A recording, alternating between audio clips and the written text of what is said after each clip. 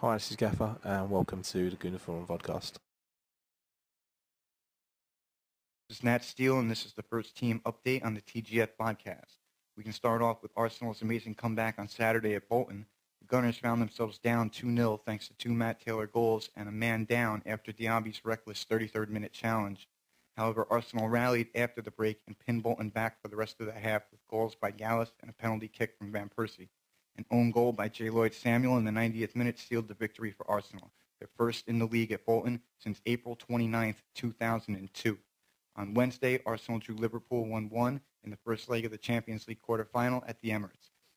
Adebayor opened the scoring with a header on 23 minutes, only for Liverpool to equalize through dirt count 3 minutes later.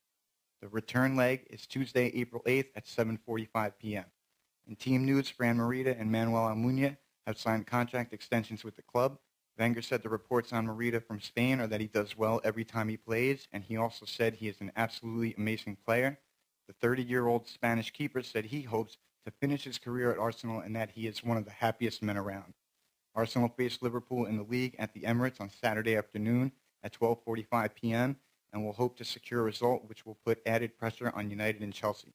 Chelsea are at Man City on Saturday at 3 p.m. and United are at Middlesbrough Sunday at 1:30 p.m. Gooners can take heart in the fact that United have taken only 12 of their last 21 points available from Borough in their last 7 matchups in all competitions, and only 4 out of 9 points in their last 3 visits to Riverside Park. That's it for the first team update. This is Nat Steele. Hi, this is Samson, and welcome to the Reserves News section. This week's news is as follows. Arsenal's under-18s battered Cardiff under-18s 6-0 on Saturday to keep up their impressive form as they look to win the Academy League title, thanks to goals from Emmanuel Frimpong, Reece Murphy, Sanchez Watt, Jay Thomas, Nasser Barazai, and January signing Luke Freeman. In other news, Arsene Wenger has spoken on Jay Simpson, saying the former reserves captain could still have a future with the Gunners despite his loan club Millwall being keen to tie him to a more permanent deal. Mexican striker Carlos Vela has recovered from injury and played 75 minutes in Osasuna's victory over Getafe at the weekend. However, Kieran Gibbs, Mark Randall, Vincent van den Berg were all unused substitutes. New signing Ignacy Miguel is our player in focus this week. The Spanish under-17 international was signed in February for a fee of around £900,000, but he won't link up with the squad until October when he turns 16. 193 centimetres, he is a giant and can play in central defence as well as left back. He is naturally left-footed, and his former chairman has compared him to Barcelona defender Lilian Thuram. Miguel started out at Barcelona before moving to Cornellà, where he was scouted by Arsenal. Miguel revealed he turned down a move to Manchester United to sign for the Gunners. Visit the forum for a video of him in action. And that's it from me. Okay, next on the podcast, we're going to have a bit of debate. Is Flamini worth 70 grand a week? Well, based on his performances this season, I think he's worth his weight in gold. He's been brilliant for us this season.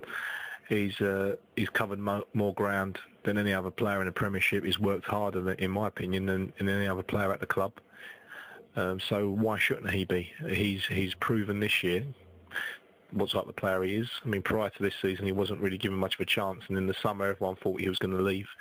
But he's taken his chance well, and I believe he's become a key part of the Arsenal squad. So he should be paid along the same lines as Fabregas and Gallas, you know. So why not? How can you pay some players so much and a player that's working harder and performing better than some other players not as much money as someone else?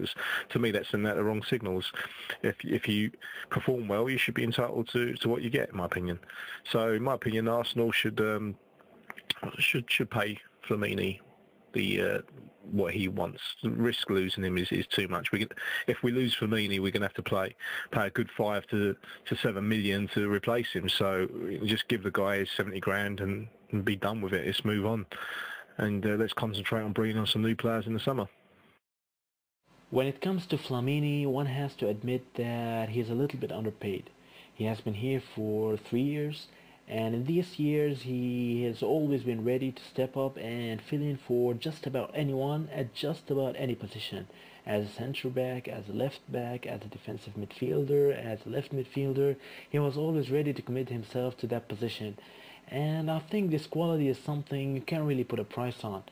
A player that versatile and that committed deserves more than a reassuring contract. And right now, before a big game and in a tight race for the title, he shouldn't be left to worry about that kind of stuff when he's putting the kind of performances he has put against Milan.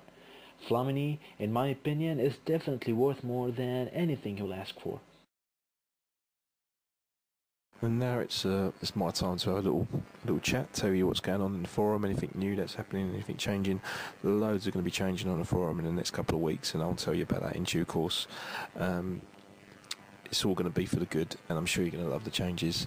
But in the meantime, just keep checking the blog, just keep checking the forum, keep participating in the Prediction League. We'll update it soon as well, so keep playing the poker. We look forward to taking your chips, especially number 8. I look forward to that again. And that's it. Any concerns you got, send any moderator on the forum a PM, or if you want to speak to me directly, you're more than welcome to send me a PM. And that's it. Thanks again for being a part of the forum.